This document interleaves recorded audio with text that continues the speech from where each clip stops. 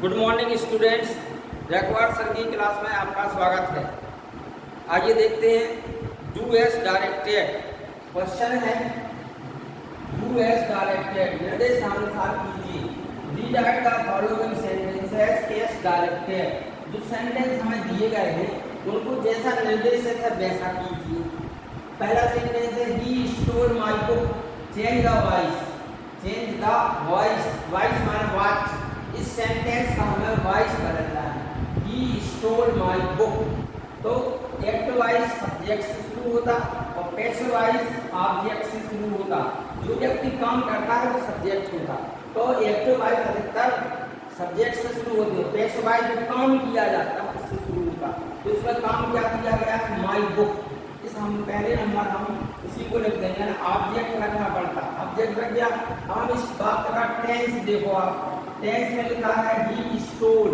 Stall verb का second form है। Verb का सेकंड फॉर्म का मतलब पास्ट टेंस है।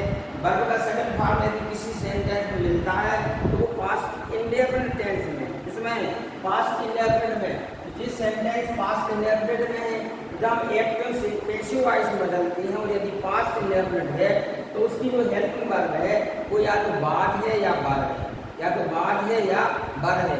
बाद का प्रयोग सिंगुलर सब्जेक्ट में करेंगे और बर का प्रयोग प्लूरल सब्जेक्ट में करते हैं। तो माय बुक सिंगुलर सब्जेक्ट है, इसलिए इसके साथ में क्या आ जाएगा, बाद। माय बुक बाद। जो भी वर्ब है उसका हम थर्ड फॉर्म यूज करेंगे। स्टोल का क्या हो जाएगा, स्टूलन। जो भी वर्ब हमें दी जाती है, यदि हम एक्टिव से पैसिव में बदल रहे हैं तो हम उसका तीसरे रूप का प्रयोग करते हैं। स्टोल वर्ब दी गई है, स्टोल सेकंड फॉर्म है, स्टील, स्टोल और स्टूलन। हमने किसका प्रयोग किया, स्टूलन का। फिर हमें आप बाय रखना पड़ता है, प्रीपोजिशन बाय रखते हैं पैसिव वॉइस बनाते समय। अब जो सब्जेक्ट ही है उसको हम यहाँ रखेंगे क्योंकि ही सब्जेक्ट केस में था। अब वर्ब के बाद आएगा तो वो ऑब्जेक्ट केस में बन जाएगा। ही का हो जाएगा him. My book was stolen by him. पहले था ही स्टोल माय बुक, उसने मेरी पुस्तक चुरा ली। अब इसका पैसिव वॉइस हो जाएगा my book was stolen by him.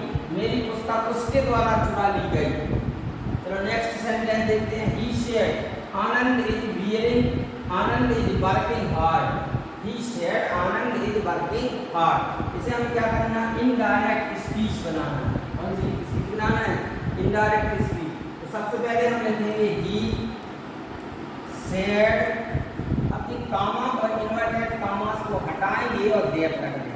अगर ये सेंटेंस आपन में जो है तो, अगर ये जो इन्वर्टेड कामास में सेंटेंस लिखा हुआ है, यदि ये आपन में जो सेंटेंस है तो हमें तो कामा इन्वर्टेड कामास हटा के क्या रखना है, देर रखना है। तो ही सेड देर, सब्जेक्ट जो मतलब लिख देंगे आनंद। फिर जो ये है वो बाद में बदल जाएगा।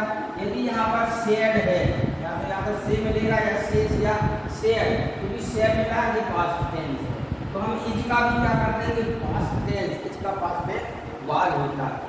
आनंद वाज वर्किंग, जो मतलब आएगा वर्ब है, समझिए working hard. Anand was working hard. He said Anand is working hard. उसने कहा आनंद कठिन परिश्रम कर रहा है। He said that Anand was working hard. उसने कहा कि आनंद कठिन परिश्रम कर रहा था। तो एक बात तो वो एक्टिव से पैसिव में बनाना था, एक को डायरेक्ट स्पीच से इनडायरेक्ट स्पीच में बनाना था। तो आशा है आपको ये वीडियो समझ में आ गया है। वीडियो आपको उपयोगी लगा होगा। वीडियो देखने के लिए बहुत बहुत धन्यवाद।